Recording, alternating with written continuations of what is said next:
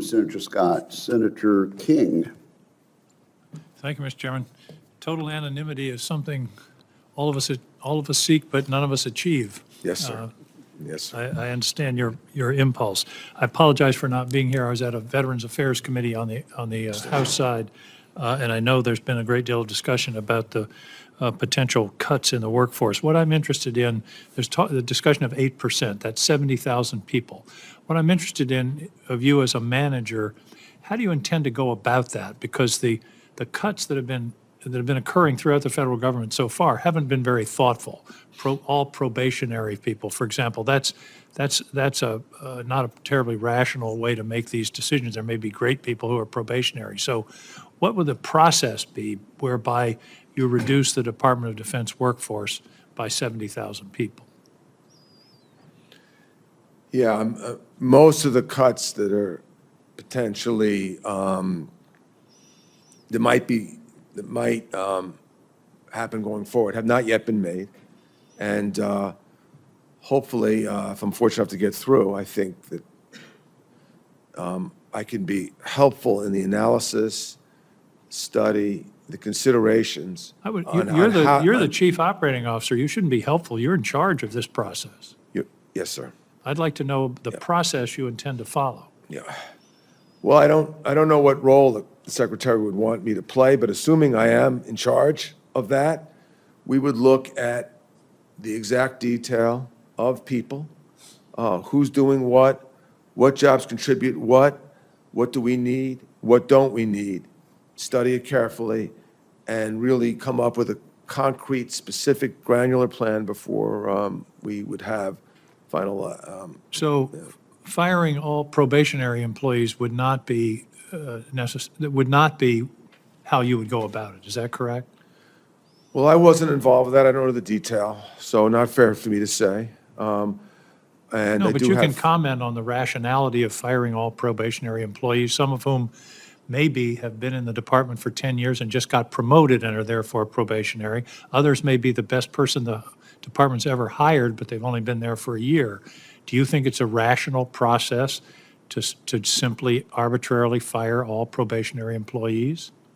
you know, I don't know how it was done. I don't know the considerations. No, I'm asking you, not how it was done, but I'm asking you if that approach is a rational way to reduce a workforce.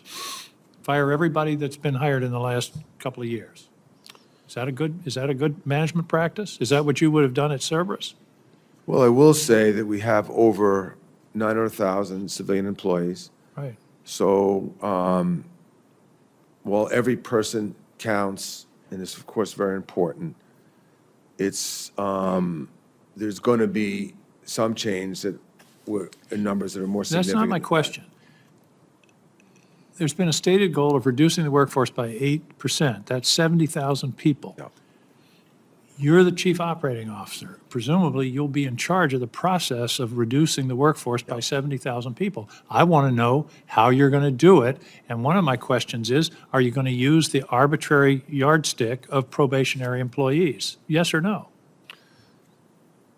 I don't know the considerations or the detail of what was thought before that cut. What I can tell you is if I'm in there, we will carefully look at the cuts, balance and weigh what we need and what we don't, be careful not to cut into mission, and do it in a granular, bottoms-up, person-by-person, detailed way. So does that answer mean you're not going to cut all probationary employees arbitrarily? Is that a no to that answer to that question?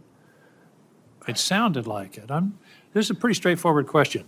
Are you going to fire all probationary employees first to get to the 70,000?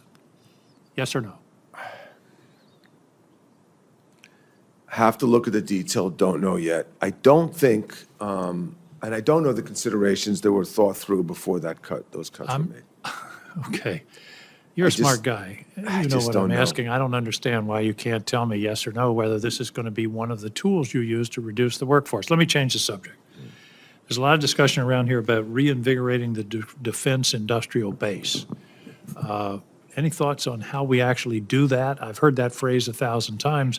I've never heard anybody say exactly how we go about it. I think we need to bring in new companies. We have great manufacturing capability in the United States. For example, if we were to call up General Motors or Ford and say, we need you in our defense base, find ways under OTA or sole source where we can give new companies, especially the ones that scale and can operate. So much is talked about venture. Far more important, in my opinion, is scale and operations or larger businesses.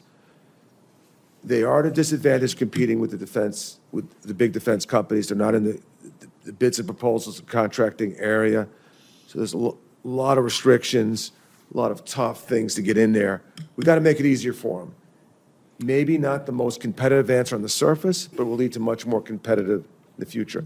I would go to our big manufacturing companies, give them a shot on new programs if we think their capabilities can meet it, and let them figure out a way under FAR to give them a shot without a wide-scale competition with all our big defense companies, which, by the way, are too consolidated. Thank you, Thank you, Senator. thank you. Thank you. And as a matter of fact, Senator King and Mr. Feinberg, it is